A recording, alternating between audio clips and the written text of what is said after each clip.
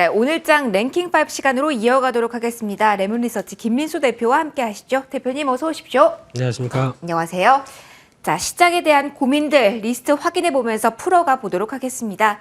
오늘은 아무래도 시장 이야기부터 해야 될 듯 합니다. 낙폭을 오전 대비로는 많이 줄이기는 했습니다만 워낙 많이 빠진 상태에서 한 번 더 밀리는 구간이라서 고민이 좀 많으실 것 같습니다.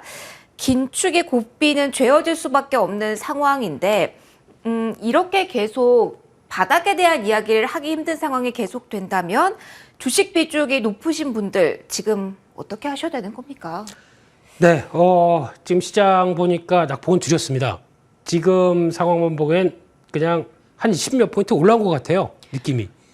네. 이제 내 마음속엔 아침보단 10몇 포인트 올라왔다라고 생각하면서 위안을 이런 위안 하기 싫어요 이제. 좀 장 좀 어떻게 좀 네. 답답하네요 지금요. 너무 많이 답답해서 네. 근데 이게 가장 큰 문제일 것 같습니다. 이게 저희가 바닥 이야기를 꽤 오래전부터 했잖아요, 대표님. 네. 뭐 시장에서 이런 이야기들을 계속 기대감을 심어주다 보니까 비중이 대부분 많이 늘어나셨을 상황이지 않습니까, 대표님? 그렇죠. 거기다가 이제 뭐 대부분의 요즘에 너튜브 이런 네. 데 보면은 2,600 깨지면 사라. 뭐 하면 그냥 이 한 종목은 몰아가라. 뭐 이런 기회다. 쪽에 네. 얘기가 많다 보니까 뭐 모르겠습니다. 그런 쪽에서 이제 심리상으로도 이제 저희가 보통 보면은 고점에서 쭉 내려오다 보니까 계속 싸 보입니다. 그렇죠. 네, 싸 보이다 보니까 여기서 매수를 조금씩 더 늘려왔다고 하게 되면 이제 한 2,500 밑에서 좀 급하게 밀린다라고 했었을 때는 지금 이젠 거의 패닉 상태에 있는 게 지금 현실이라고 봐야 되겠죠. 그런 상황에서 물론 많이 빠진 건 맞습니다. 네. 많이 빠진 건 맞지만 지금 미국이나 지금 글로벌 동향 전반적으로 보게 되면 쉽게 말씀드리면 이번에 FOMC에서도 나온 얘기가 그거죠. 지금 일단 물가 잡을 게 2%다. 근데 지금 이번에 소비자 물가 지수 보게 되면 8.6%다. 네. 이번 6월 달은 9%까지 갈 수 있다. 간극이 너무 큽니다. 많이 커요. 네, 그러면 2% 갈 때까지 일단 계속 긴축은 몰아가겠다는 입장이거든요. 근데 저희가 알고 있기로는 물론 금리도 금리지만 네. 지금 이번부터 시행되는 QT라는 것도 만만치 않습니다. 그렇죠. 그러면은 인상이 발표되는 숫자보다 더 큰 폭이라고 시장은 사실은 인식하고 행동을 해야 되는 거잖아요. 그게 지금 나오는 단계 같고요. 네. 그러면 반대로 이제 물가가 이제 잡힐 때까지가 아마 보면 적어도 뭐 올해 말에는 이제 금리는 뭐 한 3.5% 얘기를 한다고 하더라도 네. 이거는 그냥 잠정치죠. 이제 물가 수준에 따라 달렸습니다. 그렇죠. 근데 물가가 안 떨어지고 만약에 계속 이 상태로 갔는데 연준은 그럼 계속 과격하게 나올 수밖에 없고 그러면 반대로 말씀드리면 물가를 잡기 위해서 금리를 계속 올립니다. 그래서 만약에 내년 초까지 갔는데 네. 이게 금리를 계속 올려서 뭐 4% 5%까지 갔다. 그럼 여기서 고민이 생기는 게 주식을 해야 돼? 차라리 은행 넣지 뭐 이런 생각이 나올 수가 있겠죠. 그렇죠. 반대로는. 매력도도 낮아지고 우리도 그만큼 올리지 못하면 금리 역전 상황이 생기고 또 외국인이 이탈할 수 있는 또 다른 빌미가 되고 복합적으로 봤을 때 그러면 대표님 종합하면 바닥을 연말까지도 예단을 섣불리 해서는 안 된다라고 봐야 될까요? 그것도 그거지만 네. 이제 모든 게 다 유동적으로 바뀌었습니다. 지금 쉽게 말씀드리면 연준에서도 이번에는 이례적으로 75bp를 올렸지만 다음 달에도 50bp에서 75bp 이렇게 그러니까 열어놓은 상황들이죠. 네. 그러니까 이게 시장에서는 불확실성을 제일 싫어합니다. 그렇죠. 그런 상황 쪽에서 이제 물가가 언제 떨어지나 그 물가의 또 중요한 구성으로 작용하는 에너지 가격들이나 이거 어떻게 변화되나 이것만 지금 바라보고 있다 보니까 불안한 거죠. 거기다 약간 좀 부정적인 얘기만 나오기 시작한다. 그러면 또 출렁출렁거리는 현상이 나올 수밖에 없기 때문에 그래서 지금 미국 시장에서 딱 한마디로 표현하게 되면 약세장이다. 맞아요. 거의 공식화됐죠. 맞아요. 그래서 약세장에 저희가 대응할 수 있는 첫 번째는 다 아시는 것처럼 약세장이라고 하게 되면 물론 고점에서 이만큼 떨어졌기 때문에 약세장이라고 한다고 하더라도 반등은 얇고 횡보나 아니면은 하락하는 게 더 깁니다. 그렇죠. 이런 기간이 보통 평균적으로 23개월이 나온대요. 23개월이요? 네. 그러면 이제 6개월 지났습니다. 고점 대비해서. 그러면은 아직 많은 시간을 버텨야 된다라는 말인데. 그러니까 이게 반대로 또 뭔가 빠르게 변화가 나와서 이거를 반전시킬 만한 요인들이 나온다라고 모르겠는데, 그러니까 안 좋은 거를 어느 정도 알고 대비하는 것과, 네. 그리고 그냥 이렇게 많이 빠졌으니까 이제 반등 나오겠지만 바라보는 거는 차이가 있다는 얘기겠죠. 그렇죠. 네. 좀 냉철한 판단을 일단 시작에 대해서 저희는 해야 할 듯합니다. 주요 종목에 관한 이야기도 좀 이어서 바로 해볼까 합니다. 기술, 그리고 또 하나 흔들린 쪽이 성장주라서 삼성전자 이야기를 여기서 좀 해볼까 합니다, 저희. 네. 안 하고 싶은데 네. 이게 약간 심리적인 바로미터 역할을 좀 하는 것 같아서 질문을 드릴 수밖에 없을 것 같아요. 사실 뭐 공매도 물량이 많진 않거든요, 삼성전자. 지금 이 순간에는. 더 근데 떨어질 가능성을 봐야 되는데 지금 개인분들이 또 다시 한번 매수세에 나서시고 있는 구간이라서 질문을 드립니다. 이런 상황인데 지금 저가로 서서히 들어가는 전략이 괜찮은 걸까요? 그러니까 이제 이쯤 되면은 그래 이제 드디어 보고 싶지 않았지만 들어온 5자에 대해서 네. 앞에 오만전자에 대해서 이제 모든 오만전자는 얘기를 잘 안 하더라고요. 네, 지금 이제는 하도 지쳐서 네, 많이 지친 구간이긴 한데 또 상당히 큰 폭의 조정이라서 네. 이 부분을 그냥 놓치고 갈 수가 오늘 없더라고요. 그러니까 지금 어차피 뭐 삼성전자는 손절할 정도는 아니겠죠. 그렇죠. 네, 그런 상황 쪽에서 지금 2단계에서 아마 액션을 아무것도 취하지 말자라고 하는 게 더 맞는 전략일 수 있을 것 같고요. 네. 그렇다고 하더라도 제가 보기에는 이제 지금 내가 대응을 해서 그러니까 나의 현금 흐름이 제일 중요할 것 같아요. 아, 현금. 예, 네. 쉽게 말씀드리면 나는 계좌에 들어간 게 이게 모든 거고 네. 여기서 이제 내 남은 자산이 다 들어가 있다라고 하게 되면 이거는 제가 보기엔 삼성전자에 꽉 막혀 있는 상황이다 보니까 대응하기가 무척 힘듭니다. 네. 이거에 대해서는 어떤 좀 출구 전략도 짜셔야 되는데 그게 아니라 꾸준히 뭐 적립식으로 계속 모아가겠다라든가 네네. 아니면 지금 충분히 현금 흐름이 있어서 당장에 뭐 그러니까 전업 투자가 아닌 상황들이겠죠. 네. 이런 상황이라고 하게 되면 오히려 지금 단계 쪽에서는 어차피 지금 아니라 앞으로 뭐 3년, 5년 이렇게 바라본다라고 하게 되면 지금 가격은 충분히 메리트 있을 수 있겠는데 네. 그때까지 그러면 지금 3년 뒤를 보고 사라라고 하게 되면 사서 가져가실 수 있을 분이 몇 분이나 될까라는 것도 하나의 의문이죠. 네, 그래서 아마 지금은 시장의 이제 정점의 신호가 어디 나올지 모르겠습니다. 어떻게 네. 나올지 모르겠는데 그때까지는 만약에 사곤 싶은데라고 생각 들게 되면 그것까지 확인하고 보는 게 좋지 않나 생각이 듭니다. 삼성전자가 아무래도 국민 주고 관심이 많으실 듯해서 첫 번째 종목으로 저희 살펴봤는데 이 종목에 대해서 동일한 시선을 가져도 될까요? 성장주 하면 플랫폼주 많이 떠오르실 텐데 네. 여기도 뭐 상황은 비슷합니다. 신저가 흐름에 이어지고 있는 상황이라서요. 어떻게 봐야 될까요, 대표님? 여기도 가격적인 메리트가 있다, 투자 기간 여유가 있다라고 생각을 했을 때는 뭐 지금 보유하고 계신 분들은 절대로 삼성전자 마찬가지로 못 던지시는 거는 마찬가지시겠죠. 그런데 기간이 좀 있다고 한다면 동일한 시선 가져도 될까요? 아니면 다를까요? 가격만 맞으면 정리하고 싶어요. 솔직히. 네. 하지만 그게 안 되니까 지금 아까 들어오는데 AD 분께서 그러시더라고요. 정들었다고. 맞아요. 네. 애증이죠, 정말. 이럴 정도까지 된 상황에서 지금 이런 성장주는 딱 한마디로 그거죠. 그냥 뭐 몇 퍼센트를 계산을 못 합니다. 고점 대비 몇 분의 1 토막. 이 정도로 날 정도라고 하게 되면 그러니까 지금 반대로 말씀드리게 되면 많이 빠졌거든요. 네. 그러니까 많이 빠져서 아주 그냥 팩트만 본다라고 하게 되면 지금 카카오 같은 경우는 올해도 물론 성장은 합니다. 그래서 일회성 이익 빼게 되면 지금 올해 나올 실적 대비 물론 이제 실적이 감익이 안 된다는 가정하에 이 정도 기조만 나온다고 하더라도 지금 구간이 PER 30배입니다. 와. 네, 많이 빠진 거죠. 네네. 한때 70배, 80배 나왔던 쪽이. 근데 이렇게 되면 무슨 얘기냐면은 반대로 요 정도 밸류가 그 코로나 전의 가격 밸류쯤이에요. 코로나 대표적인 수혜주였죠. 그렇죠. 그러니까 코로나 때 아무것도 없이 네. 지난 2년이 아무것도 없었고 그 정도 수준까지 본다 그러면 이제 원점으로 돌아온 겁니다. 근데 이 상황 쪽에서 이제 지금 이제 시장의 반응이 여기서도 하락이 멈추지 않는다라는 얘기는 지금 무슨 얘기를 하는 얘기냐면은 그러니까 저희가 이제 금리뿐만 아니라 경기까지도 같이 얘기를 하면서 나오는 여러 가지 변화에 대해서 노출이 된다는 얘기죠. 지금 그렇죠. 성장주뿐만 아니라 모든 종목들이 다 그런 거죠. 그런 상황이 되다 보니까 보통 이제 성장주 개념이 아니라 가치주를 본다고 해도 마찬가지입니다. PER 5배 이거 무적 싼데 근데 지금 그 PER 5배를 보는 시각이 지금 올해 예상되는 실적 대비해서 이렇게 본다라든가 네. 작년 실적 대비해서 봤는데 작년 실적 대비해서 뭐 경기 이슈나 여러 가지 인플레이션의 비용을 감당하지 못해서 그게 하락한다. 그러면 지금 PER 5배가 아닙니다. 그런 거겠죠. 오히려 PER 네. 뭐 8배, 9배로 올라갈 수도 있는 상황들이죠. 그렇기 때문에 이 부분에 대한 흐름들은 이 인플레이션 압력 받는 부분들을 확인하는 과정이 필요하기 때문에 일단 그냥 싸다. 이 정도면 많이 내려왔다라고 보기보다는 이제 앞으로 나오는 실적하고 또 추적해 나가야 되겠죠. 실적과 얼마만큼 보폭을 줄일 수 있는지 좀 지켜봐야 될 것 같습니다.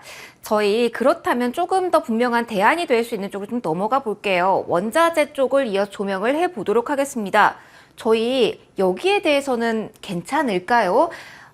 계속 정유주는 괜찮다라는 말씀을 해주셨는데 오늘 자리가 일단 괜찮은지 이 질문부터 시작을 좀 원자재 쪽은 오늘은 해볼까 봐요.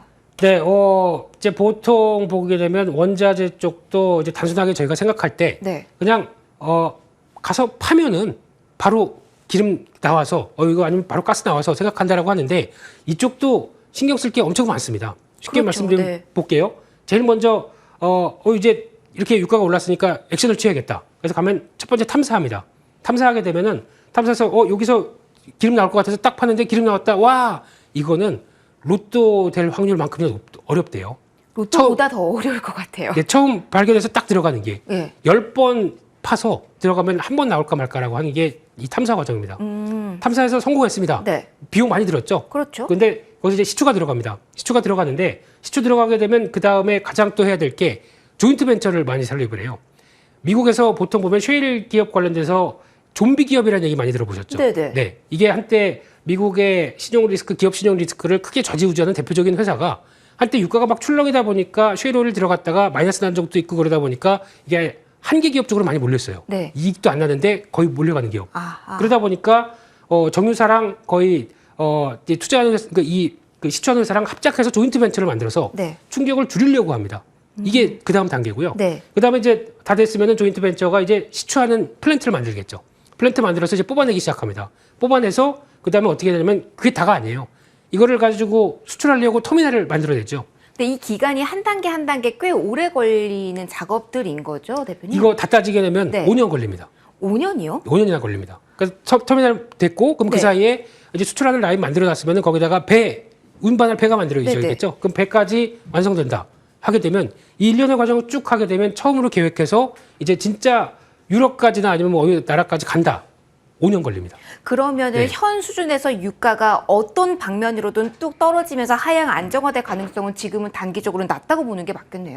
그러다 보니까 지금 증산을 하거나 계속 파고 싶은데 네. 지금 시작해서 5년 뒤에 유가가 어떻게 될지 어떻게 합니까? 그건 모르죠. 그러다 보니까 안 하는 거죠. 아하. 예. 그런데 이런 과정들이 조금씩 이어가고 있다 보니까 네. 그래도 이 정도면은 뭐 해볼만 해 아니면 또 뭐 어떤 정책적인 지원이나 이런 거 나온다고 하더라도 이게 순차적으로 가게 되면 시간이 많이 걸리다 보니까 여전히 지금 공급 부족 상태는 계속된다라고 하게 되면 유가나 가스 쪽도 네. 어떤 만약에 여기서 유가가 급하게 하락하는 건 제일 안 좋은 신호입니다.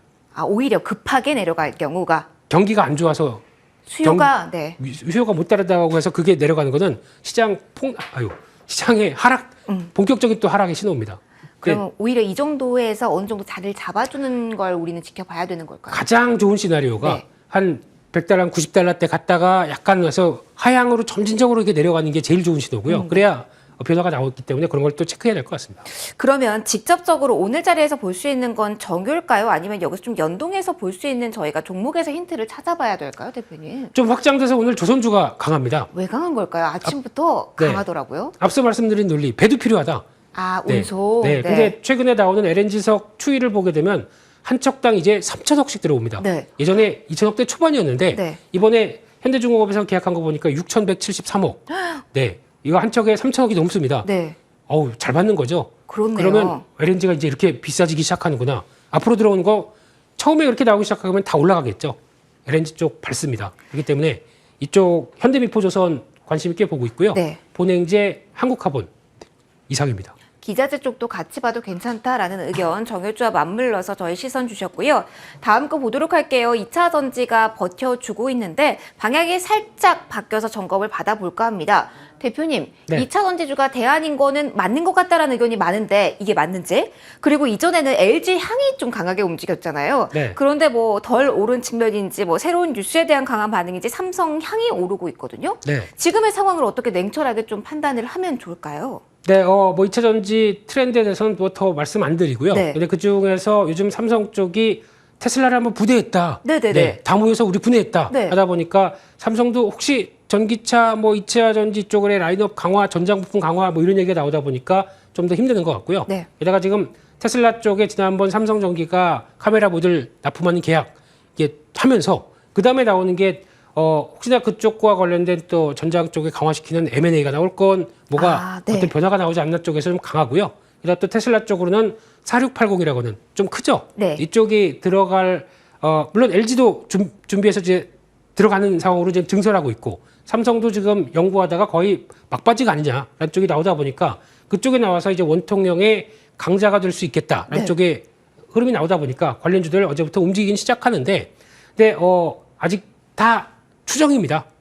아직 뭐 그렇죠, 확실한 건 없죠. 그렇죠. 네. 네. 그런 쪽에서 먼저 움직인 주가에 대해서 따라갈 필요는 없을 것 같고요. 네. 그래서 제가 보기엔 가장 큰 수혜는 원통형이 커집니다. 싸고 있는 캔도 더 많이 들어가겠죠. 그렇죠. 더 많이 필요하겠죠. 상신 EDP입니다. 이런 회사는 오히려 직접적으로 그렇게 됐을 땐 수혜를 받는 종목이죠. 네. 이런 쪽뿐만 아니라 게다가 지금 또 앞으로 2차 전지가 커지면서 몇 번 말씀드렸던 실리콘 음극재 관련된 대주전자재료도 많이 빠졌으니까 이런 것도 한번 보자라고 말씀드리겠습니다.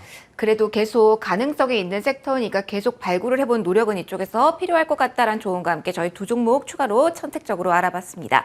자, 이제 마지막 대안에 대한 이야기를 해볼까 합니다. 기댈 곳을 찾습니다. 좀 생각을 해보다 보니까 대표님, 네. 외국인이 확 돌아올 수는 없잖아요. 네. 그러다 보니까 기관의 수급이 들어올 곳, 그러다 보니까 증권사 리포트가 뭐 실적에 관해 나오는 곳, 그리고 정책 기대감이 있는 쪽, 이쪽에 한해서는 기관의 강력한 수급이 들어오지 않을까, 그렇다면 대기에 볼만직하지 않을까라는 측면에서 저희가 마지막 이슈로 들고 왔거든요. 이 아이디어는 어떨까요? 보니까 네. 기관의 리포트 나오는 것도 그냥 딱 봤다가 좀 싸고 만 원대 미치고 네. 좀 딜링할 만한 종목들은 움직입니다. 아, 유통 물량도 좀 많지 않고. 그렇죠. 이런 거를 이런 시기에 내보내면 되나라는 생각도 들 정도로 보니까 오늘 하이딥인가요? 이 회사도 맞아요. 리포트 나오고 그냥 상한가로 쭉 가는데 네. 좀 그렇습니다. 예, 근데 지금 이 리포트 관련된 쪽의 대응은 이걸 가지고 저는 바로 오늘 매매하라는 얘기가 아닙니다. 이런 식으로 변하고 있으니까 이런 쪽의 산업을 연구해보고 같이 한번 공감하자라는 쪽으로 공부하자는 어떻게 보면 숙제를 내주는 거죠. 투자자들한테. 그러니까 어느 섹터에 대해서 관심이 나오는지 리포트가 향하고 있는지 그 정도만 보는 게 맞다. 네, 그리고 공부를 하되 네. 그러면 이제 이걸 가지고 오늘 상한가니까 아침에 저거 리포트 보고 살 걸 이게 아니라 이걸 보고 이제 내 걸로 소화해야 되겠죠. 그럼 방금 이제 갤럭시 워치 5에 들어가는 여러 가지 동향들이 네. 그럼 이게 잘 단독으로 공급하는 거냐 아니면 또 그냥 경쟁 업체가 또 있느냐. 이런 것도 다 파악해가면서 네. 공부하는 재료를 주는 거지. 그렇죠. 여기다가 했다가 만약에 그다음 또 시장 흔들리게 되면 금방 내려올 수도 있는 상황이다 보니까 이걸 가지고 일단 나의 투자력을 높이는 데 쓰자. 이 정도로만 말씀드리겠습니다. 알겠습니다. 무작정 따라가는 건 지금은 안 된다라는 조언 함께 주셨습니다. 저희 5가지 확인해 봤고요. 원픽 이야기 지금부터 들어보도록 할게요. 대표님 요즘 원픽 고르시기가 힘드셨을 텐데 그럼에도 우리 어떤 종목 가져오셨을까요? 네, 그냥 이렇게 보다 이러면 안 되고요. 그래도 에너지 쪽에 관심이 많습니다. 개인적으로도 그렇고. 그래서, 이 한국카본 쪽이 제일 낫지 않나 싶고, 보통 보면은 추세가 흔들리지 않고 어느 정도 박스권 안쪽에서 강한 매수세가 들어오고 강한 네. 양봉이 보인다. 이런 자리들 나쁘지 않은 것 같아서요. 한국카본 지금 한 13,000원대 초반이면 괜찮을 것 같고요. 네. 그런 쪽에서 다음 단계 한 16,000원대 정도까지 목표가 바라볼 수 있을 것 같고요. 손정가는 11,700원대로 좀 짧게 말씀드렸습니다. 좀 짧게 봐야 되지만 가능성 있는 종목 한국카본 오늘의 원픽으로 들어봤습니다. 지금까지 레몬리서치 김민수 대표와 함께 하셨습니다. 고맙습니다. 감사합니다.